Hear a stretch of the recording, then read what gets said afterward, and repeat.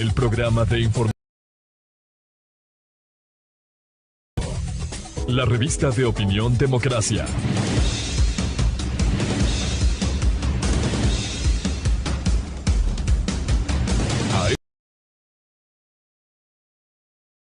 Miguel Rivadeneira. Los protagonistas, las entrevistas, la búsqueda de la verdad. Miguel Rivadeneira, en la revista de opinión Democracia.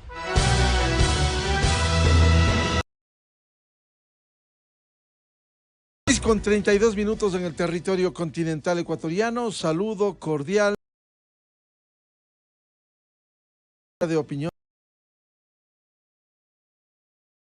del 2021. Vamos a iniciar la jornada de entrevistas con esta preocupación que tenemos los ecuatorianos por la inseguridad, que día a día cobra vidas de inocentes hasta de niños, lo que ocurriera en la ciudad de Guayaquil recientemente. Pero quisiera resaltar dos hechos vinculados con esto. El uno, la importante visita que hiciera el secretario de Estado de los Estados Unidos de América, Anthony Blinken, al Ecuador, que sigue en Quito, luego visitará Colombia, precisamente preocupado por esta situación del crimen organizado, la incidencia del narcotráfico que ha llegado a penetrar a altos niveles en América Latina. Vean cómo está embarrado el dictador de Venezuela, Nicolás Maduro, tras la detención supuestamente de su diplomático, cuyo título le dieron luego de estar detenido en Cabo Verde. Los casos en donde se vincula a partidos españoles como Podemos, que han recibido recursos de América Latina, recursos mal habidos, en maletas, como se ha denunciado. Por ello, la visita de Anthony Blinken al Ecuador da un espaldarazo y ojalá los gringos abran bien los ojos lo que está sucediendo en América Latina. Estas amenazas que se ciernen sobre la estabilidad democrática de la región. Y lo otro, el estado de excepción. En el Ecuador rige el estado de excepción desde antier, y en donde, si bien en el decreto donde se desarrolla, decreto ejecutivo, la implementación del estado de excepción, si bien la Constitución limita derechos, libertades, libre circulación, en el decreto 224 no puso el presidente de la República. Sin embargo, hay que estar absolutamente claros que estos 60 días, por grave conmoción interna, eso es lo importante, es uno de los argumentos que consta en la Constitución para tomar decisiones emergentes en estas condiciones. Precisamente sobre el tema, queremos dar la cordial bienvenida a nuestros tres primeros invitados: el general Luis Altamirano, académico, ex comandante general de la Fuerza Terrestre Ecuatoriana, el académico decano en el IAEN, Daniel Pontón, y el experto en Derecho Penal, el doctor Hugo Espín. Frente a este panorama general, Luis Altamirano, ¿cómo afrontar momentos de nuevo que ya vivió el Ecuador? Usted precisamente era un alto jefe militar en octubre de 2019. ¿Cómo comportarse desde el respeto al ordenamiento jurídico, pero también en condiciones especiales por el estado de excepción que rige en el Ecuador? Buen día, general Luis Altamirano. Miguel, buenos días. Un agradecimiento por la oportunidad de compartir con los distinguidos panelistas, el doctor Hugo Espín, doctor Daniel Pontón, y un saludo de igual forma a quienes nos escuchan.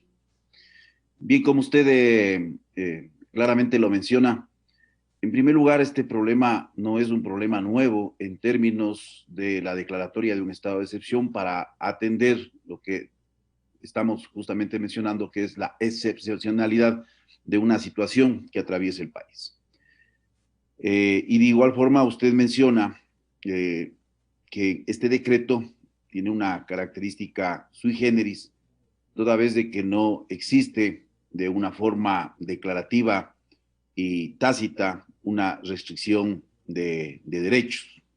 Y eso también debe llamar mucho la atención en el propósito subyacente que puede tener este decreto. Sin embargo, yo quisiera mencionar algunas cifras que pueden ser interesantes en el momento de analizar la situación de la violencia que hemos tenido en el Ecuador y quién sabe también haciendo una correlación con la región. En primer lugar, debemos comprender que Latinoamérica se constituye en el espacio de mayor violencia en términos de homicidios por cada 100.000 habitantes. Tenemos la tasa más alta en este momento en el mundo. Estamos en el orden de 17.2 la cantidad de homicidios cada 100.000 habitantes. Superando al África. Si me permite, general, en la región, el indicador que usted da, porque de acuerdo con los datos, si bien nosotros bajamos hace unos años a un dígito, hoy ha repuntado en el Ecuador. Incluso la comparación de 2019-2020 casi se ha duplicado entre lo que había. Sí, lo que les estoy mencionando es que la región, América, tiene una tasa de homicidios de 17.2 cada 100.000 habitantes. En general, en todo lo que es América. Y comparado con el África, África está en 13. Es decir, la región se ha caracterizado por niveles de violencia muy altos. Históricamente, esa ha sido nuestra característica. Ahora, si nosotros vemos en la región, tenemos una tasa de homicidios que lógicamente ha aumentado de forma significativa en el orden aproximado de 4 puntos y colocándonos prácticamente un poco menos que El Salvador, un poco menos que Brasil, menos que Guatemala, que Panamá, que Costa Rica. Eso es importante hacer referencia. Pero cuando nosotros hacemos referencia a la evolución de la tasa de homicidios en el Ecuador, nosotros hemos tenido altibajos. Mire, en los años 90 la tasa de homicidios estaba en el orden de 9 cada 100.000 habitantes. En el año 2000 estábamos en el orden de 14, es decir, superior al actual. En el año 2006 estábamos con 16. En el año 2010 ya estábamos con 17. Y en el 2011 comienza a bajar hasta el 2015, en donde nuevamente tenemos nosotros un repunte. Entonces hay que analizar estas circunstancias. ¿Qué es lo que tenemos hoy en día? Yo diría que afecta mucho esta percepción de violencia, que es una violencia que existe, no podemos decir que simplemente es una percepción, pero la percepción también es importante medir en términos de los efectos que genera en la población la posibilidad de ser sujetos a una situación de violencia. Eso también es importante. Hay una diferencia entre el índice que nosotros tenemos en términos de vidas humanas que son afectadas y catalogadas a través de lo que son homicidios, y otro es el aspecto, en cambio, de la percepción de inseguridad. Y en esto, hoy en día, a diferencia de antes, está la presencia de esta gran mediatización de la violencia que se da en las redes sociales y que prácticamente tiene un efecto mayor en la sensación de inseguridad, porque la noticia se propaga más rápido por varios canales, con varios matices, con opiniones de diferente índole, algunas cargadas con intencionalidades políticas de mostrar, por un lado, o la incapacidad de las autoridades, o mostrar, por otro lado, estos mensajes de violencia, especialmente cuando provienen de organizaciones criminales contra otras organizaciones criminales. Ahora, todo esto se ve afectado, esta sensación de desconcierto que tiene las redes sociales hoy por hoy, esta capacidad de influenciar, esto se ve afectado por los climas de caotización de naturaleza política, de naturaleza económica, de naturaleza social que puede estar atravesando un país. Y en este caso nosotros tenemos una situación compleja, difícil, en gran medida afectado por la pandemia, pero también en gran medida afectado por una herencia política económica muy difícil de manejar.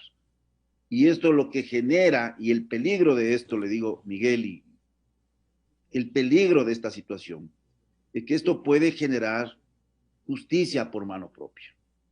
Esto puede generar el incremento de linchamientos. Puede generar el aparecimiento de grupos de autodefensa de todo nivel. Esto va a generar de igual forma esta necesidad de amurallarnos, de inclusive tomarnos del espacio público y hacer estas urbanizaciones privadas en donde cerramos la calle de ingreso a un conjunto de viviendas, es tomarnos del espacio público. Esto ya ha sucedido y yo creo que esto va a incrementar. El asunto del estrés y la zozobra, que son elementos de naturaleza intangibles, difíciles de medir, y que tienen un efecto, lógicamente, sobre el rendimiento y la capacidad de trabajo, junto a otros efectos.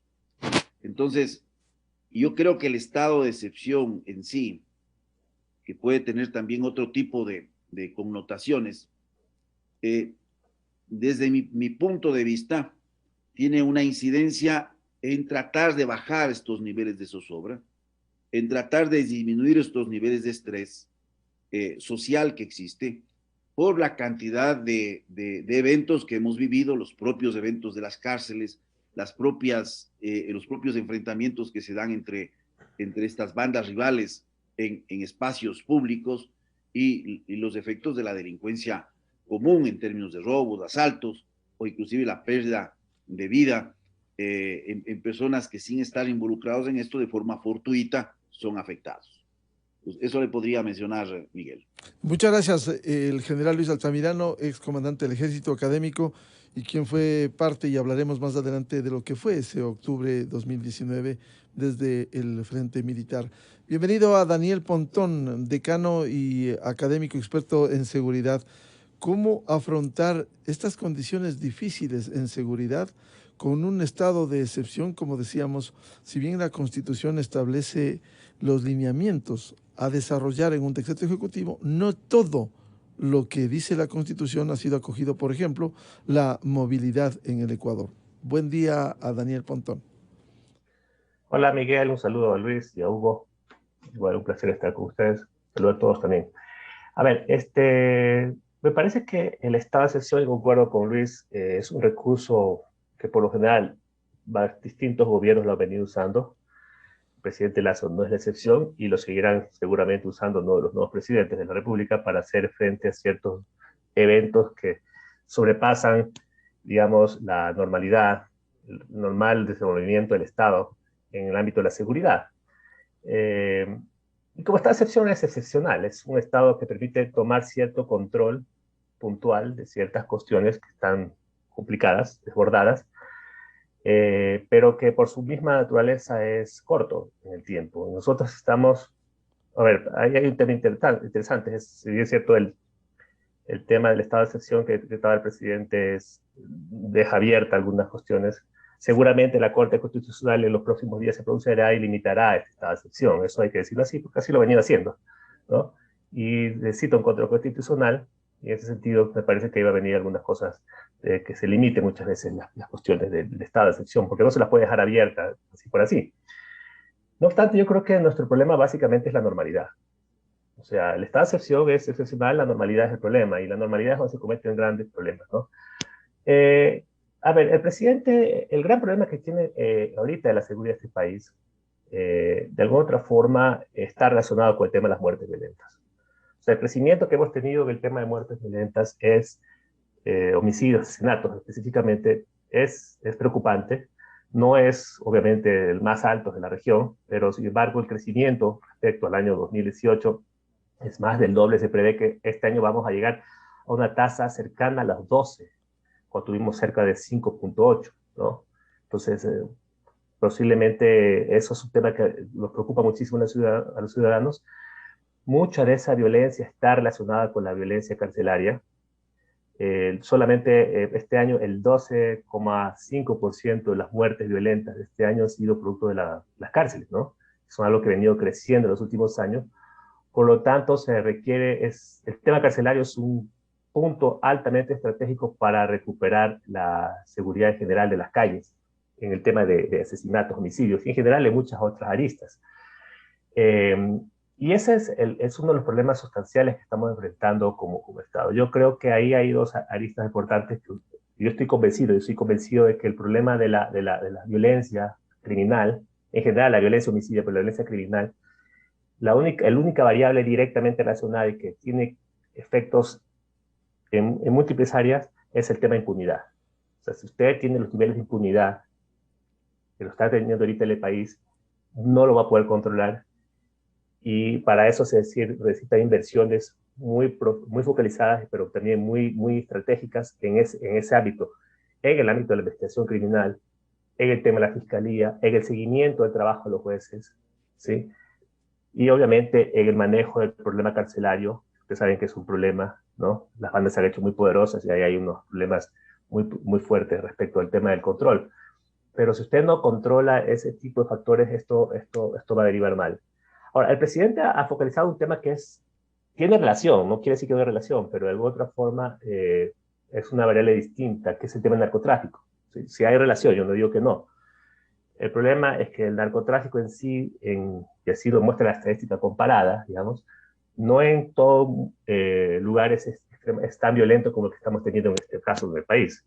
So, usted tiene a Colombia que ha venido decreciendo el número, la violencia por homicidios durante décadas.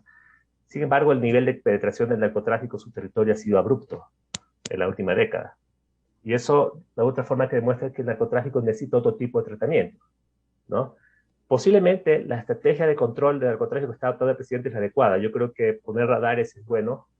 Ahorita está hablando de control de los puertos, ¿no? Habrá que ver cómo lo va a hacer, pero por ejemplo necesita inversiones fuertes, el famoso escáner que tanto se Claro. habla, A ¿no? propósito de eso, si me Sí. permite, doctor Daniel Pontón, el presidente Guillermo Lasso emitió otro decreto ejecutivo en las últimas horas del 227, en donde ordena que todas las cargas, sean sometidas a controles para evitar el narcotráfico, como parte de las medidas para combatir la delincuencia, el crimen organizado y la penetración del narcotráfico, porque uno se evidencia el incremento sustancial de decomiso, alrededor de 150 toneladas sin terminar el año todavía, algo, un récord, y se entiende que si eso es decomisado, ¿cuánto estará pasando por nuestro territorio, doctor Pontón?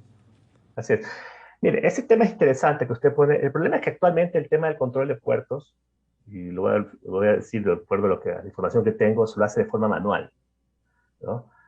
Y ahorita actualmente hacer ese propósito, esa medida que ese presidente, se requiere un contingente humano que no lo tiene la policía. Para eso necesita inversión en tecnológica, que se llama los famosos escáneres, que lo perdimos, ojo. Digamos, un escáner vale más o menos $5 millones, según tengo entendido, ¿sí? Ojalá con la cooperación se pueda lograr algo, pero desde el punto de vista uno puede lograr ventajas enormes teniendo una tecnología de esa. Ojalá se compre, y se compre muchos. El problema que tenemos ahorita los puertos es que los puertos son privados. Hay concesiones privadas y ahí hay un problema de si el Estado puede entrar o no. Pero eventualmente, digamos que lo logre. Usted brinda el espacio aéreo, brinda los puertos. Posiblemente eso se le dispare la salida del narcotráfico a las costas. Necesita una estrategia para el tema de las costas, ¿sí? Y eso tiene que venir aparejado con otra estrategia, que es cómo blinda, por ejemplo, el tema del flujo de entrada de droga de Colombia, ¿no? Hay que hacer una estrategia regional para sacar esa cantidad de droga que está procesándose en Colombia, que está pegada a la frontera, ¿no? Y así una serie de medidas que creo que hay que tener estrategia lista. Pero, repito, el tema del narcotráfico es una cosa, ¿no? Que tiene relación con la delincuencia callejera, sí. Pero usted básicamente el problema sustancial que tiene ahorita, y que no solamente un problema de narcotráfico de gran escala, etcétera, es un problema de seguridad ciudadana, tiene que ver con el incremento de las muertes violentas. Yo no quiero, ojo, yo le digo, hay que aprender de la experiencia del pasado y la experiencia de otros lugares. Yo no quiero que este país se constituya un México en el año 2000, ¿sí? Hay que tener capacidades, hay que tener una estrategia integral. Y eso, lastimosamente, cuesta recursos, y la policía no los tiene en este momento. Entonces, yo creo que hay que focalizar la discusión a esos temas. Por ejemplo, el tema de las escuchas. La policía ahorita no tiene capacidad tecnológica para filtrar información, tener capacidad de interceptar llamadas que actualmente florecen por el tema de las redes sociales. Ahí hay temas estratégicos que hay que saber invertir, porque de otra forma las cosas se pueden salir de las manos, ¿no? Bienvenido al doctor Hugo Espín, especialista en Derecho Penal. Doctor Espín, ¿cómo ve esta situación que está viviendo el país hoy, inmersos en un estado de excepción dictado por el presidente Lasso? Muchísimas gracias, muy buenos días. Realmente siempre un honor compartir panel con tan directos actores. Realmente yo creo que el tema de la violencia, como bien lo decía Daniel y general Altamirano, no es un tema actual, es un tema sistémico que se ha venido evidenciando en un incremento, especialmente en los últimos 5 años, de una manera sostenida. Hemos visto, y de hecho forma parte del mismo decreto ejecutivo, algo que también es bastante atípico en este tipo de decretos, forma parte de este decreto la manera en la que ha ido incrementándose la violencia en número de muertes por cada 100.000 habitantes en el Ecuador. Y esto se ha venido, como digo, manteniendo en una línea constante. Esto evidencia que en primer orden lo que deberíamos analizar es la ausencia de una política integral de seguridad del Estado que especialmente en el gobierno anterior se ha podido mostrar por cuanto el incremento, como decía, mantiene esa misma tendencia. Hoy el presidente ha recogido en pocos meses un incremento bastante importante que se ve reflejado justamente por esta violencia carcelaria que hasta el día de hoy no tiene responsables, una violencia carcelaria que ha determinado también estados de emergencia y excepción y que tampoco hemos tenido una respuesta contundente por parte del Estado respecto de lo que pasa en esta violencia carcelaria. Días después de que se declaró el estado de excepción en las cárceles, no se ha retomado el control absoluto de las cárceles. Se sigue negociando, se sigue todavía estructurando alternativas para que sean las mismas organizaciones delictivas las que permitan deponer acciones y que se lleven a firmar estados de paz dentro del sistema carcelario, lo cual para un Estado resulta inaceptable. Un Estado, por principio, no puede perder control jamás de ninguno de sus áreas, de territorios, de áreas de responsabilidad, peor aún de un área donde existe confinamiento y una reducción específica, muy en relación de territorio muy pequeña, que no ha logrado ser controlada. Hemos tenido acercos externos militares y policiales, pero seguimos teniendo porosidad en las mismas cárceles. No hablemos de las fronteras. Y algo que es fundamental, hay que entender que el narcotráfico no es un delito simplemente de drogas como tal. El narcotráfico es un delito muy complejo que implica una logística enorme, pero principalmente es un delito de frontera. El narcotráfico en el Ecuador es exportación de droga y es la importación y la captación de esta droga que viene desde Colombia principalmente, pero también llega desde el Perú. Nuestros dos vecinos son productores principalmente de cocaína, y esto ingresa por las fronteras del Ecuador. Yo no creo mucho en militarizar las ciudades, porque no es la función de la Fuerza Armada el hacer este tipo de controles. Históricamente no hemos tenido una reducción significativa de la violencia cuando Fuerzas Armadas han salido a las calles. Sí se requiere que las Fuerzas Armadas recuperen su operatividad en todas las aristas, en todas las áreas de capacidades para que puedan volver a tener un control absoluto de estas fronteras permeables, que de alguna manera fueron, yo diría hasta medio intencionalmente, desde que se inició hace 15 años la famosa revolución, se generaron situaciones que permitieron que las Fuerzas Armadas vayan retirándose sistemáticamente del control absoluto de las fronteras. Las fronteras en una zona selvática son muy complejas de mantener un control absoluto, al igual que la región costanera ecuatoriana, que es extensa y que ha servido no solamente para que la droga salga, sino para que los recursos y la logística del narcotráfico llegue al Ecuador. Es importante entender que cuando uno ve el tipo de armamento que está apareciendo en las capturas que realiza a día Policía Nacional y Fuerzas Armadas, podemos encontrar armas que no son de dotación ni de la Policía Nacional, ni de las Fuerzas Armadas ecuatorianas, ni siquiera de las Fuerzas Armadas Colombia y Perú. Son armamento que viene desde México, desde Centroamérica, desde Estados Unidos, y que llega a nuestras calles. Y esto es un tema que debe realmente preocupar. La Posta hacía un reportaje donde realmente uno se preocupaba mucho viendo el tipo de violencia que puede ya haber en nuestras calles. Hace muchos años atrás yo hablaba de un sistema de tijuanización, que bien decía Daniel, no tener el México de los años 2000 en el Ecuador como una realidad en el 2021 es una prioridad para el Estado, y para ello es necesario que Fuerzas Armadas y policías se empleen de manera conjunta. es necesario entender que la violencia no es un tema exclusivo del control de la fuerza pública o de Fuerzas Armadas y Policía, pero se requiere una participación en este momento mucho más activa, principalmente por este tema que también habían topado, que es la percepción de seguridad, porque efectivamente la presencia militar y policial genera esta percepción de seguridad, pero los resultados son los que realmente nos debe preocupar. Ayer, después de un estado de excepción, tuvimos el asalto a una entidad comercial, en un centro comercial, en un área donde supuestamente existía ya un control policial y militar, igualmente realizándose no tan lejos de donde se produjo este asalto a esta entidad comercial. Igualmente se han producido muertes violentas el día de ayer, lo cual indica que no es un tema de que solo con un decreto se puede generar inmediatamente reacciones. Los controles en vías principales, controles de armas, pueden resultar insuficientes. Se requieren operativos migratorios en conjunto con equipos policiales y militares. Se requieren operativos de control en todas las líneas principales de acceso y de movilidad del Ecuador. No nos olvidemos que este estado de excepción tiene la característica de nacional, con focalización en varias provincias de acuerdo a los índices e indicadores que tiene la violencia, pero el estado de emergencia es nacional y por ello se requiere igualmente fortalecer los sistemas de inteligencia. Parte de esto es las escuchas telefónicas que tienen que ser siempre guiadas a través de IPs de fiscalía, pero se requiere tener un sistema de inteligencia antidelincuencial fortalecido.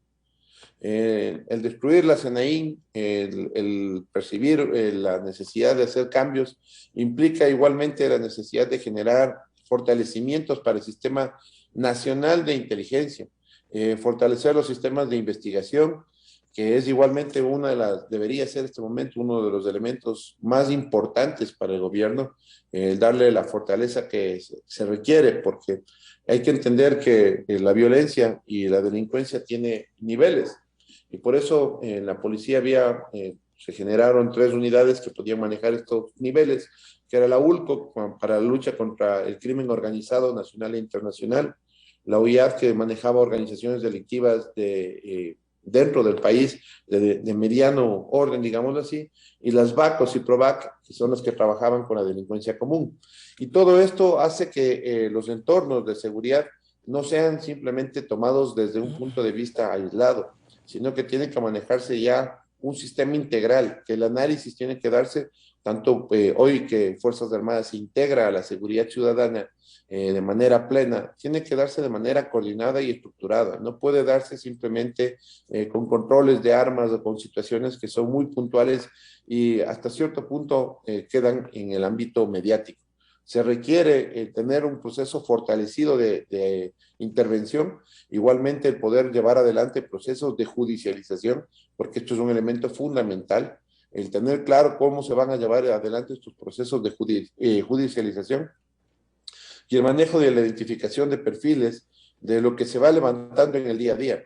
Todo esto dentro de un macro plan de seguridad integral que hasta el día de hoy no lo conocemos, no sabemos si se está discutiendo, no se lo he expuesto, y esto creo que, como decía, la primera forma de evidencia es que el incremento de la violencia es sostenido y que evidentemente quienes han sido los actores de la seguridad en años anteriores deben revisar cuáles han sido las principales falencias y también cuáles han sido los principales errores en las decisiones adoptadas que nos han llevado al punto en el que estamos en este momento. Hay un tema importante que ha citado el doctor Hugo Espín, como es los controles, y no solo controles de armas. También el doctor Daniel Pontón nos ha dicho la necesidad de una estrategia integral para afrontar esta violencia. General Luis Altamirano, ¿cómo lograr esos controles? Usted vivió de cerca esa experiencia de octubre de 2019, cuando usted también en su primera intervención nos hablaba de que aquí pudieran formarse grupos de autodefensa. En octubre de 2019 apareció, irrumpió un grupo violento que disparaba contra la fuerza pública y aparentemente desapareció de las calles, pero se pudiera presumir en el Ecuador que aquí hay un caldo de cultivo, si uno levanta la alfombra, un caldo de cultivo que pudiera estarse gestando y que pudiera ser una amenaza para la ciudadanía y para el Estado ecuatoriano. ¿Cómo afrontar estos controles, general Altamirano? Bueno, yo creo que ha existido un debilitamiento institucional en Fuerzas Armadas, provocado por políticas que, en cierto modo, podemos calificarlas de erróneas, algunas inclusive con una afectación directa a algo que es sumamente importante, que considero que es el bien intangible mayor que puede tener una institución militar, que es su disciplina, y ello conlleva pues a la afectación al ejercicio de autoridad. Estos discursos políticos que se dieron en los gobiernos anteriores, pues, especialmente de esta persona que prefiero no mencionarla, tuvieron una afectación bastante importante. Entonces, este debilitamiento institucional no solo se da en este aspecto intangible del ejercicio de la autoridad, sino también a través de una serie de normas que lo que hacen es limitar lo que en la actualidad, por ejemplo, se puede requerir para los procesos de selección, los procesos de promoción y ascenso. Y solo para ponerle yo en el tapete un elemento que considero importante, las pruebas de confianza, en términos de lo que se conoce, por ejemplo, el polígrafo, estrés de voz, etc. Si usted quiere aplicar este tipo de pruebas de confianza a nivel de Fuerzas Armadas, se ve con la limitación de que alguien arguye sus derechos y no se sujeta a este tipo de pruebas, lo que debía ser obligatorio. Entonces ahí tenemos nosotros por un lado, o sea, cómo vamos a confrontar con medidas emergenciales una situación tan complicada que es el aumento de la violencia, si tenemos instituciones en las cuales nosotros no tenemos los medios ni la capacidad para garantizar que el personal que participa en estas operaciones, a través de elementos verificatorios, podamos estar seguros de que no están inmiscuidos o relacionados en actividades de esta naturaleza. Mire, la pérdida de armamento, la pérdida de munición que ha existido en el ejército, que acaba de existir en la Armada del Ecuador, en munición que ha sido encontrada en las cárceles, con los logos y numeración y descripción de lotes de la Armada del Ecuador, que esto prácticamente no ha salido a la luz, o munición de la Policía Nacional, lo que demuestra es esta penetración y esta degradación de valores que existe al interior. Entonces, por un lado, el debilitamiento institucional está en términos de normas, en términos de regulaciones, en términos de procesos de promoción, selección que sean adecuados, porque en esta situación de Estado de Derechos tenemos una cantidad de procesos de carácter administrativo al interior de las fuerzas, en donde ciertos malos elementos tenemos que hacer esfuerzos inmensos para poder sacarlos. O sea, le digo porque he vivido de cerca esta situación. Incluso, general Altamirano, incluso algunos de los que han salido retornan con acciones legales, retornan a las instituciones, tanto en Fuerzas Armadas cuanto en la policía. Así es. Y podrías mencionar casos, inclusive nos puede causar hilaridad, pero porque son cosas sorprendentes, ¿no? Dictámenes que se toman en los diversos órganos judiciales, en donde debemos incorporar a personas que han estado 4, 5, 6 años afuera con situaciones evidentes de mala conducta, pero tenemos que cumplir ese tipo de orden. Ahora, este debilitamiento institucional también se da en los aspectos de naturaleza material, porque no existe una planificación estratégica en donde sea respetada, más allá del gobierno de turno, que ésta tenga un aliento y una perspectiva de 10, 20, 30 años de qué es lo que queremos hacer de Fuerzas Armadas. Entonces, esto también genera un desorden. Ahora, si hay este desorden al interior de Fuerzas Armadas y este tipo de afectaciones, es lógico que esto existe también en todo el Estado. Mire, mencionaba el doctor Pontón sobre la situación de los escaneos. Yo tuve la oportunidad, cuando trabajé en el Centro de Análisis Estratégico de la Dirección de Inteligencia del Comando Conjunto, cuando coronel, de visitar y hacer una pasantía en El Paso, Texas. y tuve la oportunidad de conocer los sistemas de control de fronteras que existen en los Estados Unidos para México. Ni los Estados Unidos tienen la capacidad de hacer de pasar un escáner sobre toda la carga que ingresa a los Estados Unidos, ni de toda la carga que sale de los Estados Unidos, porque normalmente la droga va para el norte y las armas vienen para el sur. Entonces, hay sistemas al azar, sistemas programados, sistemas de seguimiento, comprometimiento, por ejemplo, con las empresas de transporte, en donde reciben cierto tipo de preferencias en el paso de su mercadería cuando no se encuentra absolutamente nada.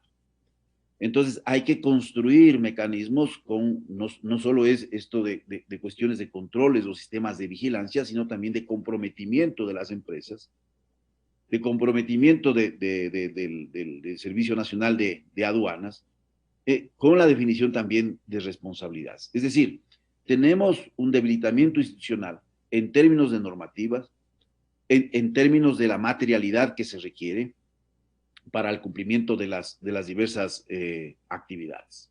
Y aquí viene un elemento que es sumamente importante, que se posterga su discusión en aterrizar en reglamentos claros que den una protección a quienes de forma cotidiana, como la Policía Nacional, tienen que actuar y tienen la posibilidad del uso legítimo de la fuerza. Es necesario operacionalizar el artículo 30.1 que fue incluido en el Código Orgánico Integral Penal y que beneficia en términos de la actuación a la misión que cumple la Policía Nacional y de igual forma al sistema de vigilancia o el cuerpo de vigilancia penitenciario.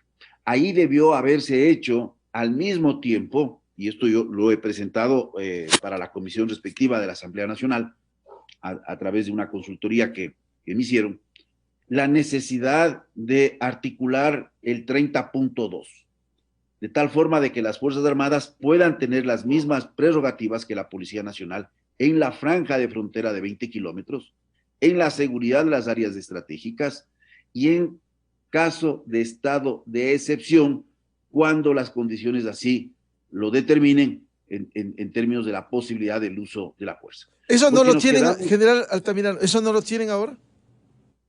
Es que no existe, lo único que existe es un acuerdo ministerial en donde tenemos nosotros un manual con el cual nos basamos, que es el Manual de Derecho de Operaciones Militares, que esto fue aprobado en el año 2014, y en cierto modo lo único que hace es determinar pues ciertas regulaciones de uso progresivo, racional y diferenciado de la fuerza. Se necesita una norma a nivel del Código Orgánico Integral Penal. Mire, ¿cuál es el peligro de lo que nosotros estamos viviendo hoy? Si uno revisa las declaraciones que se han hecho desde la Presidencia de la República, por un lado se habla de la necesidad de la creación de una unidad especializada para, digamos, auspiciar aquellos casos que por delitos de función, entre comillas, se puedan producir en el cumplimiento de deber legítimo. Y por otro lado, en las declaraciones que se ha hecho, el respaldo y la posibilidad del indulto a personas que en el cumplimiento de misiones de seguridad ciudadana, es decir, lo que es contrarrestar violencia e inseguridad, estas personas puedan ser beneficiarias. Esto es riesgoso. Esto es riesgoso. O sea, hay que ver desde los dos lados. El riesgo de la mano dura a la delincuencia puede conllevar a la generación de políticas represivas o de mal procesamiento y entendimiento de estas políticas. Entonces es importante normar y regular la participación del Estado y de las instituciones. ¿Cuál es el problema que se puede generar cuando nosotros tratamos el tema y en lo que nosotros llamamos, en términos de análisis, una seguritización de un tema que tiene que estar en las agendas normales? Que podamos convertir al delincuente en un no ciudadano, es decir, en una persona carente de derechos y carente de garantías, de las cuales es responsable el Estado. Solo hay que regresar a ver las políticas de mano dura que fueron aplicadas en Centroamérica. Y en cierto modo, el involucramiento muy fuerte también que existió en esta región y en México sobre todo, en el incremento del pie de fuerza de las policías y la vinculación de las fuerzas militares en una lucha directa contra la delincuencia organizada. No podemos decir que esto ha sido un éxito. Eso tenemos que aceptar. Ahora, la delincuencia tiene varias formas de expresión. No podemos confundir la delincuencia organizada transnacional con bandas delictivas y con la delincuencia de naturaleza común. Aquí existen algunos elementos que tienen que ser tratados en políticas de largo aliento y que no se van a resolver en 60 días. Yo no digo que no es necesario el estado de excepción. Lo importante es que algunas de las disposiciones que están en el estado de excepción se pueden hacer bajo un régimen regular. Por ejemplo, el control de armas, municiones, explosivos y accesorios están en ley. Se puede realizar en cualquier momento por parte de las Fuerzas Armadas. ¿Cuál es el déficit? Que las Fuerzas Armadas tienen que participar en este tipo de operaciones, pero no tienen norma que les permita un uso progresivo de la fuerza frente a una eventualidad. Entonces, es un absurdo el que las Fuerzas Armadas no tengan una cobertura en el tipo de estas operaciones. Para poner en términos tangibles, establezco un retén, es decir, un control sobre una vía. Y voy a detener un vehículo que está llevando un cargamento de sustancias ilícitas o un cargamento de armas. Y estas personas responden con el fuego. No tengo norma. No tengo norma y al no tener una norma, ni siquiera de carácter general, ¿qué tengo que hacer? Recurrir siempre, para efectos de la defensa, a hablar de las normas que se conocen como del hard law, o sea, las normas que son positivas, escritas del derecho internacional, hablar de la Declaración de Derechos Humanos, o irme especialmente por estas normas que se conocen como principios orientadores que no tienen carácter vinculante, que es el Código de Conductas de los funcionarios encargados de hacer cumplir la ley, o los principios básicos de empleo de la fuerza y uso de armas de fuego, que son normas internacionales de no vinculación. Entonces, es importante que todos los actores políticos concurran en la construcción de una agenda nacional, ¿sí? Para poder contrarrestar todas estas formas de violencia. Si hoy tenemos un nivel de una tasa de homicidios muy alta, mucho más bajo de lo que hemos tenido en años anteriores, y aquí coincido con lo que mencionaba el doctor Hugo Espín y de igual forma el doctor Daniel Pontón, esta no solo mediatización, sino el nivel de crueldad, el nivel, yo diría, de deshumanización de los actos criminales, por ejemplo, los que se han producido en las cárceles o algunos que se producen también en la ciudad, demuestran pues una faceta muy oscura de estas vinculaciones con organizaciones criminales internacionales. Yo creo que aquí, zapatero a tus zapatos, las Fuerzas Armadas tienen grandes capacidades que pueden contribuir en esta misión, especialmente en sectores de frontera, pero no creo que una solución esté en militarizar las calles. Doctor, esto ya se ha hecho y las estadísticas demuestran que no tienen un efecto de largo plazo, ni tampoco de carácter inmediato, a excepción de la percepción. Doctor Daniel Pontón, con esta ilustración que nos ha hecho el general Luis Altamirano, ¿cómo mejorar los controles? Complejo, difícil, para llegar a esa estrategia integral de la que usted hablaba, con esta situación, incluso la necesidad de herramientas jurídicas para ello. La estrategia debe ser integral, ¿no? O sea, está claro, lo que dice el general Altamirano es clarísimo, tiene que ser muy real del tema. O sea, si usted no hace una estrategia integral que tiene que ver desde el tema normativo, ¿no? Por ejemplo, el tema de esta ley de supresión de la fuerza, la que el presidente Lasso acaba de declarar hace 2 días, habrá que ver cómo se asemeja a la ley que está reposando en la Asamblea desde el mes de abril, ¿sí?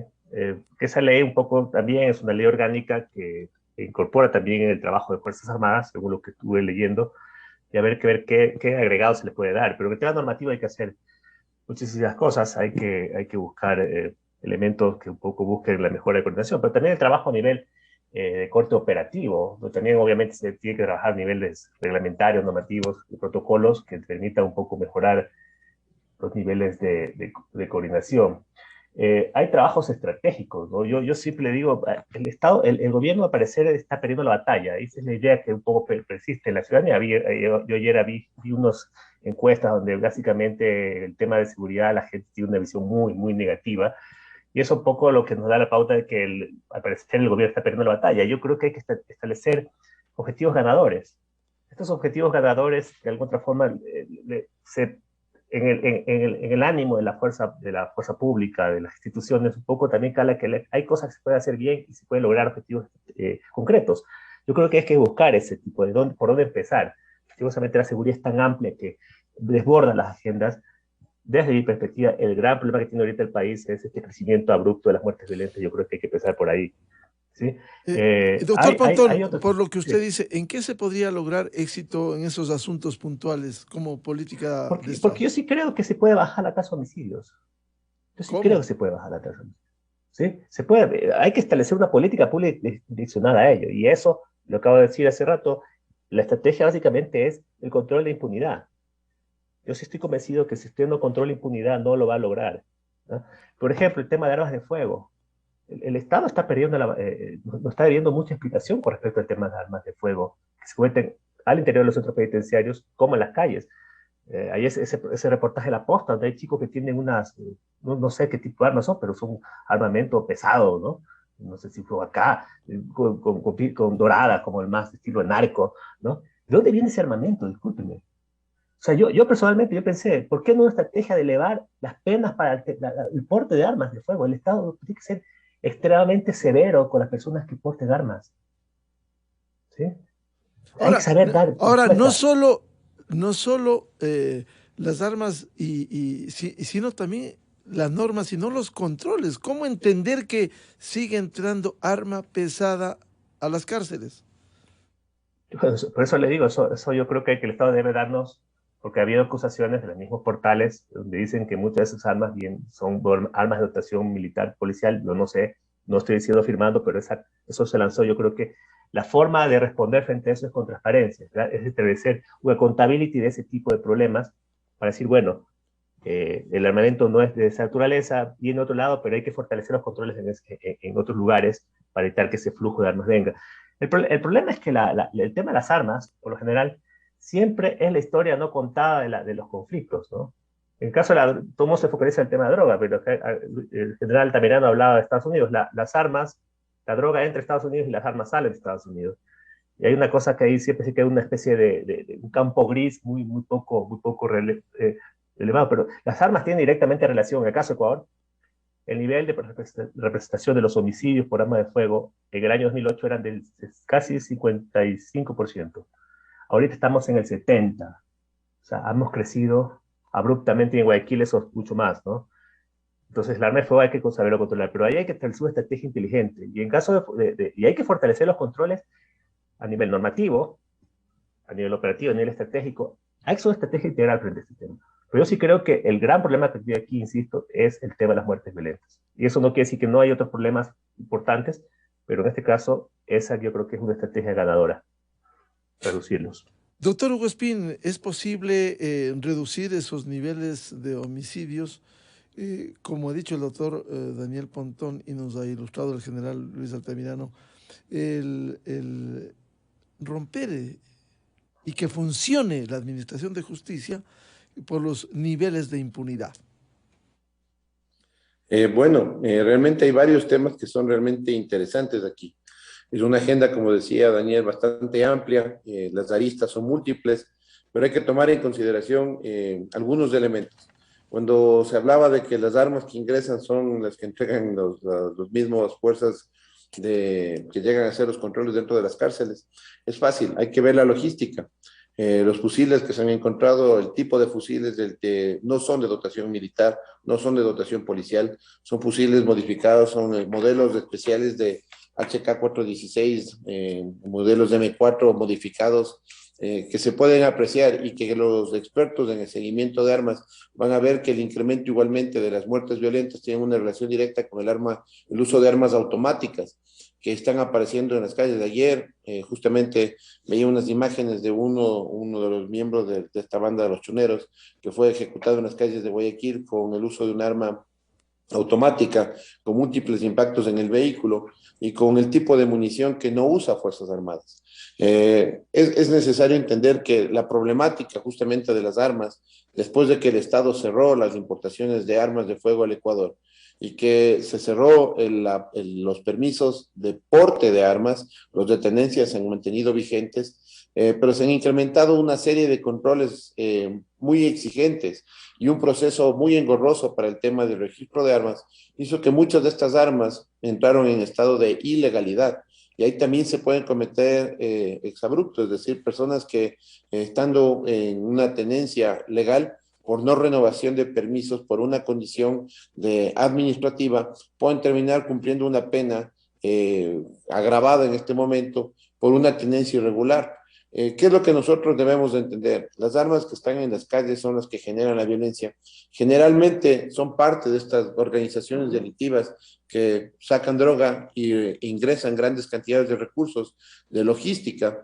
Vemos que hay muchos elementos que podrían permitir a los sistemas de inteligencia identificar a las organizaciones delictivas, porque justamente hemos visto ya en años anteriores, especialmente en épocas de pandemia, varios entierros narco en el Ecuador, cuando se cerraban calles a plena luz del día y durante varias horas, ¿sí?, con disparos en las calles, con bloqueos de zonas por parte de organizaciones delictivas. Entonces, estas ausencias de control realmente son preocupantes. Nosotros tenemos que entender que la política de seguridad no es un eje privativo solamente de las entidades de control. También es necesario llevar adelante un fortalecimiento de los sistemas de inteligencia principalmente, una mejora de las capacidades de la respuesta y en el entrenamiento continuo, porque Fuerzas Armadas no está preparada para hacer intervención ciudadana o controles dentro de centros comerciales o en las áreas de influencia bancaria. Es otra su misión. La Policía Nacional igualmente. Tenemos nosotros que ser muy honestos, tiene un déficit en la capacidad de instrucción de sus miembros, lo que se ha visto evidenciado en varios incidentes, donde justamente se identifica la falta de capacitación continua, inclusive en el uso de armas de fuego. ¿Cuántos miembros policiales realmente pueden decir que son capacitados año tras año en el manejo de armas de fuego, de situaciones de riesgo, de manejo de situaciones violentas o de lo que significa ya una confrontación dentro de ciertos parámetros, principalmente en los entornos urbanos, que fue el detonador de esta gran polémica y que ha lanzado uno de los elementos para el famoso decreto ejecutivo 224. Igualmente es necesario entender que el fortalecimiento de la participación ciudadana en la reducción del delito es fundamental. Yo creo que el modelo de policía comunitaria, como se lo planteó en el gobierno de Rafael Correa, para mí es un modelo totalmente erróneo, caduco y principalmente inaplicable en cuanto a la logística que requiere para el funcionamiento de las ciudades. Dentro de lo que se ha podido ver es que este modelo de policía comunitaria que generó lo que después se convertiría en el COGEP, en el COESCOP, en el Código Orgánico de Entidades de Seguridad y Orden Público, realmente contiene más errores que virtudes. El general justamente Altamirano nos manifestaba que se ha separado a varios miembros que tenían realmente conductas inaplicables dentro del sistema nacional de Fuerzas Armadas y Policía, y que ellos sistemáticamente han estado regresando por el accionar de jueces. Pues ahí también es importante decir que se han cometido graves violaciones para separar a miembros de Fuerzas Armadas y Policía, y esto ha permitido que se generen vacíos legales que son utilizados justamente para que estos miembros sean reincorporados, a la vez que no existe una política clara sobre lo que son movilizaciones, es decir, los traslados policiales y la utilización del talento humano, principalmente en el tema policial, que es lo que más de cerca lo he vivido, en el manejo y la administración del talento humano para aprovechar las capacidades que tienen cada uno de sus miembros. Es necesario igualmente generar controles y la vinculación de los GACH en el cumplimiento de las ordenanzas, especialmente en lo que son lugares de expendio de alcohol, en lugares donde se hacen aglomeraciones de personas, lugares como balnearios, y fomentar la creación de estudios técnicos para que tengan la policía y fuerzas armadas intervenciones claras y directas, no randómicas. Controles institucionales con intendencias, con comisarías, con los GATS, como decía, para el control del espacio público, porque hay muchos elementos que generan inseguridad cotidiana que pueden ser controladas con el manejo de los espacios públicos. Tenemos una proliferación impresionante en este momento de todo tipo de ventas ambulantes y de personas que están en estado de calle que controlan las esquinas de las ciudades. Y esto también es una situación que tiene que ya adoptarse medidas. Ha habido un enfrentamiento hace pocos días de estos señores de los limpiaparabrisas con cuchillo en mano amenazaban a una persona que no les colaboró, entre comillas. Entonces son cuestiones que van generando inseguridad diaria que requieren la intervención de los GATS, no solamente de policía y fuerzas armadas. Se necesita igualmente manejarse, saber conocer cuál es el portafolio de servicios de los diferentes operadores de justicia y saber realmente cuál es la efectividad de una denuncia, porque nosotros podemos presentar denuncias que nunca tienen atención y que esto igualmente prolifera o permite que proliferen acciones delincuenciales. Necesitamos investigaciones coordinadas con la Fiscalía.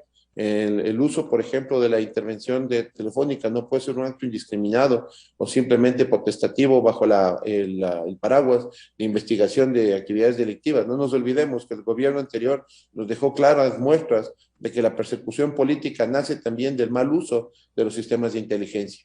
Es decir, las aristas del control sobre las áreas de segurización del país son múltiples, pero requieren empezar un inicio de mesas para empezar a tratar todos estos problemas. Hay que tener claro que los operativos antidelincuenciales no pueden ser, como decía, simplemente de calle, tienen que estar anclados a un manejo de inteligencia antidelincuencial, tienen que estar anclados a una estadística del tipo de delitos por zonas, lo que antes se llamaba los famosos mapas térmicos del delito. Todo ello tiene que reincorporarse en la agenda diaria, pero ser manejada como una política de seguridad del Estado. El Ministerio de Gobierno no puede ser simplemente un ente administrativo, ni tampoco puede ser, como en algún momento fue, un ente de manejo operativo, sino que es el que determina las políticas de Estado, es el que reformula la necesidad de plantear reformas legales, como las que bien mencionaba el general Altamirano, con las que estoy totalmente de acuerdo, para dejar en claro, si es que a Fuerzas Armadas se le establece una obligación de participación directa en la seguridad, igualmente tiene que tener un marco jurídico de seguridad en sus intervenciones y tener limitaciones específicas para que no existan ni excesos en el uso de las armas dadas en dotación por el Estado ecuatoriano, sus miembros, ni tampoco lo contrario, un estado de indefensión, que es algo que también ha sido muy criticado en este momento, del uso de las armas por parte de quienes tienen esta prerrogativa, que son los funcionarios encargados de hacer cumplir la ley. Entonces, hay que poner un balance, pero este balance requiere un análisis y en profundidad, porque lamentablemente la seguridad se volvió durante 14 años, y esto es una apreciación muy personal, con una carga más política que técnica jurídica, y se requiere recuperar estas operatividades. Fuerzas Armadas tienen capacidades excepcionalmente buenas y un personal de un talento humano de primer orden a nivel de la región y del país, de Sudamérica, y de una de las más preparadas en el mundo, especialmente en los grupos especiales, pero que tienen que ser potencializados no solamente en lo logístico, sino también en los marcos de operación y de acción cotidiana, en la operatividad que tienen que tener en el día a día.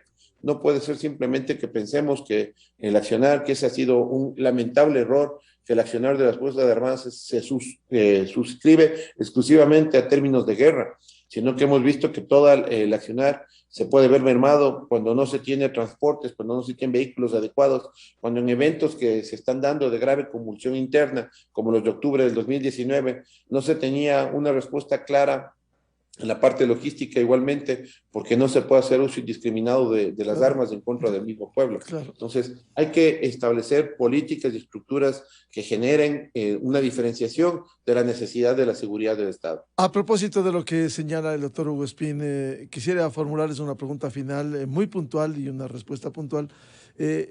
¿Cómo evitar que se repita octubre de 2019 cuando hay un calentamiento de las calles desde lo político, diferentes gremios, sectores productivos, sectores de la transportación, tema de combustibles? Evitar eso y peor que se mezcle con esas acciones delincuenciales. General Altamirano.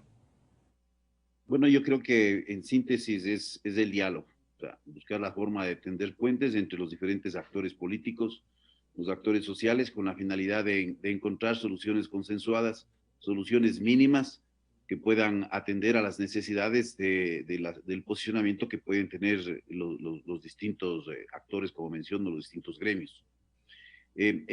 Solo quisiera decir algo así muy corto. Mire, corremos el riesgo de normalizar la excepcionalidad y corremos el riesgo de hacer excepcional a lo normal. Entonces hay que tener mucho cuidado cuando nosotros hacemos uso de estos instrumentos como el estado de excepción. Hay una violencia que es evidente, una violencia que sale de lo cotidiano, pero yo digo, hay un deterioro también inmenso y degenerativo que se ha dado en la sociedad por los efectos de políticas públicas que no han sido adecuadamente aplicadas a lo largo de muchos años atrás. Entonces, yo creo que hay que dar una muestra de diálogo, no una muestra de tosudez, no una muestra de yo tengo la razón. Aquí tenemos actores que no quieren ceder. Y la negociación es eso, la negociación es buscar un ganar-ganar para todos. Y aquí el ganar-ganar mayor va a ser para la sociedad y para la población.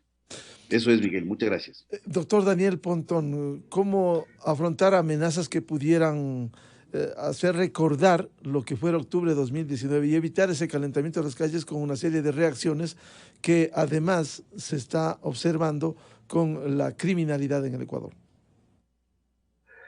A ver, yo coincido con General Altamirano. Yo creo que la mejor arma para evitar conflictos es la política, ¿no? El diálogo. La política es esencialmente diálogo, ¿no? No entiendo otra forma de hacer política que no sea esa. O sea, la política sirve para justamente articular, ¿no?, acciones, buscar mecanismos de consenso, diálogo entre las partes. Básicamente entender que hay un otro también que tiene una visión distinta y que necesita que esas necesidades del otro ser incorporadas, digamos, como forma de gobernar también. Eso me parece importante. Claro, Daniel, pero un diálogo sin imposiciones, porque dicen voy a un diálogo y me congelan los combustibles o se impone un proyecto. Miguel, el problema es que no, en el diálogo hay que ceder de las partes, ¿sí? Y eso yo creo que ahí está la estrategia de negociación. Y obviamente siempre hay gente que busca sacar partido de la debacle, que le vaya mal al otro para hacer, y eso justamente ahí no se tienen que reforzar las estrategias distintas que tiene el Estado para contener, ¿no? En este caso, obviamente los servicios de inteligencia juegan un rol fundamental aquí, pero yo estoy hablando de inteligencia más preventiva, o sea, una inteligencia preventiva, o sea, no hagamos de... El problema de octubre fue que todo el mundo hablaba de que la inteligencia no funcionó, habrá que ver si eso fue así, pero en todo caso se dijo en un momento que sí existió un informe de inteligencia, o sí existió un informe de inteligencia, pero el problema de la inteligencia es que no sirvió para tomar decisiones oportunas, ¿no? Y en su momento se dejó llegar a ese momento tan abrupto de violencia, este brote de violencia, que estalló lo que todo el mundo sabemos que estalló, como fue. Yo creo que, personalmente, desde el punto de vista de la lógica de que siempre hay juegos, los actores juegan, ¿no? No creo que sea en octubre de nuevo, octubre de 2019, pero puede ser un escenario peor o tal vez más benigno. Pero hay que tener capacidades anticipativas, ¿no? Y obviamente la estrategia de contención que el Estado adopte con en el estricto sentido del manejo de los derechos humanos, creo que es necesario, ¿no? Hay que saber dotar a la gente. Lastimosamente, este juego de que yo genero normativas para un poco dar una simbología de que el uso, por decir la fuerza, el uso de la fuerza puede ser indiscriminado, no abona mucho en este juego de este tema que es buscar la paz, ¿no? La paz social. Antes de darle la palabra al doctor Hugo Espín, un hecho muy puntual, general Altamirano, por la inquietud de Daniel Pontón. ¿Hubo o no hubo informe de inteligencia octubre de 2019? Bueno, existieron algunos informes. Sin embargo, nosotros podemos catalogar este evento como inesperado en términos de los indicios que existieron. Aquí concurrieron una serie de actores y en algún momento mencioné en otro espacio, no es que todos se sentaron a la mesa y hubo una planificación de carácter centralizado de los diferentes eventos que se desarrollaron en octubre. Sin embargo, hubieron, digamos, ciertas brechas de oportunidad que hicieron del caos más caótico, ¿no? O sea, caos sobre el caos. Y hubieron intenciones de naturaleza política de todo orden. y como mencionado, aquí están recogidas dos versiones muy importantes, ¿no? Y es bueno leer esto por todos los actores que manejan el área de seguridad, tanto este libro Estallido, La Revolución de Octubre, y de Leonidas Issa, y dos autores, Andrés Mejía y Andrés de Madrid, me parece que es, y el libro, lógicamente, de María Paula Romo y la periodista Rivadeneira. Entonces, digamos, imprescindible leer. Y yo creo que aquí estamos frente a lo que se denomina una amenaza híbrida, ¿no? Aquí hubo una combinación muy articulada por parte de algunos actores entre los hechos que se dieron en la calle y los muy planificados, que generaron una sensación de zozobra, de desconcierto en la ciudadanía, porque se presentaron en varios lugares de Quito en eventos minúsculos, pero que, por ejemplo, con la quema de llantas, daba una idea de que Quito estaba totalmente paralizado, estaba paralizado por el temor. Y lógicamente con una serie de acciones que se dieron en las redes sociales muy articuladas. Esto fue hecho por personas que conocen, que prácticamente paralizaron y incidieron en los procesos de toma de decisión por parte de las autoridades, y que llevó pues a una situación que yo digo que es impresentable que se dio en el país, que es una negociación de carácter pública y con la más alta autoridad del Estado, es decir, quemando todos los puentes para la posibilidad de llegar a una negociación. Y mencionando lo que dijo el doctor Daniel Pontón, aquí hay necesidades que están ocultas por los intereses, pero que existen también contradicciones. El problema es ese, ¿no? Hay contradicciones que son evidentes, que salen las declaraciones en el discurso. Hay que tratar de develar de esas contradicciones cuáles son los intereses, pero ir a un paso más allá. ¿Cuáles son esas necesidades? La negociación es eso. Tiene que haber la posibilidad de ceder. Entonces, si tenemos actores con ciertos discursos, la posibilidad del diálogo genera ya en el interior la posibilidad de llegar a mínimos acuerdos. Así Eso es. quiero mencionar. Claro, necesidades por un lado, frente a las angustias sociales, e intereses políticos por otro lado, doctor Hugo Espín. ¿Cómo llegar a un diálogo con concesiones? Porque las imposiciones vengan de donde vengan, no va a llevar a ningún lado. Bueno, yo sí creo que en octubre hubieron muchísimas falencias, no solamente en el tema de inteligencia, sino en la intervención que tuvo Policía y Fuerzas Armadas. De hecho, fueron desbordadas y eso fue evidente. Y lamentablemente hay que decirlo, ¿no? Se quemaron tanquetas por bloquearlas, utilizarlas como bloqueo físico, y esto evidentemente generó una mayor capacidad de acción de quienes eran los actores contrarios al Estado. Yo sí creo que evidentemente es necesario intervenir de manera primaria para evitar actos de delincuencia, porque en los eventos de octubre del 2019 hubieron múltiples delincuentes que actuaron, e inclusive grupos paramilitares que que se infiltraron dentro de una protesta social y utilizaron como parapeto a las personas que estaban viniendo a una protesta social para poder hacer un accionar político que rayó ya en un tema terrorista.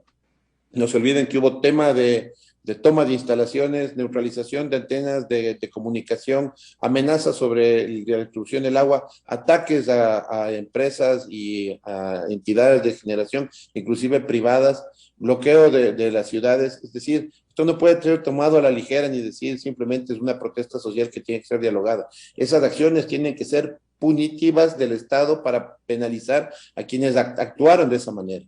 Quienes atacaron a esos vehículos militares que vemos en las tomas justamente nunca fueron judicializados, nunca fueron procesados como tal, porque una cosa es una protesta social y otra es lo que estamos viendo ahora. Yo sí creo que es necesario que el Estado tenga la suficiente fortaleza para neutralizar a los violentos de manera clara y determinante, de la misma forma que tiene que tener la fortaleza para responder las acciones con la técnica y con la logística que requiere una intervención en un evento de las proporciones que se vivieron en esa época. Evidentemente el diálogo es fundamental, pero una cosa es diálogo y otra es imposición. Y hay un principio internacional que es no se negocia con terroristas. Y el terrorismo es cualquier forma de agresión sistemática en contra del Estado que genera terror en la población civil, más aún cuando estas acciones son indiscriminadas, cuando la población se tiene que quedar aislada en su casa esperando que no llegue el saqueo o un ataque a su propiedad. Tenemos que tener una decisión fuerte y decisiones muy claras. Finalmente, yo sí quisiera decir algo que es fundamental, un elemento que creo que tiene muchísima trascendencia en todo lo que es el manejo de del accionar de Fuerzas Armadas y Policía, que es el valorar su talento humano, ubicarlo adecuadamente, tener procesos de calificación, como decía en general, de procesos de calificación y descenso que sean claros y determinantes, que los procesos de valoración de los miembros y de lo que son calificaciones anuales, de lo que son movilizaciones y traslados, también tienen que ser muy claros y muy firmes para tener transparencia en todo lo que es las entidades de seguridad en general del Estado.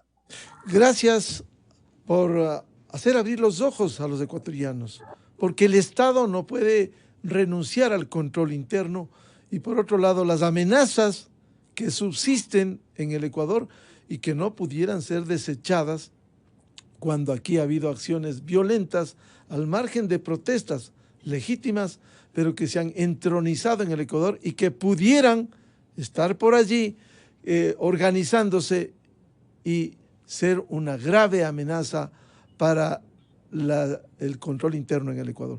Muchas gracias al general Luis Altamirano, académico, comandante del Ejército, al doctor Daniel Pontón, decano y académico, y al doctor Hugo Espín, experto en Derecho Penal. Muy amables, muy buen día a ustedes. 7:42 minutos en el territorio continental ecuatoriano.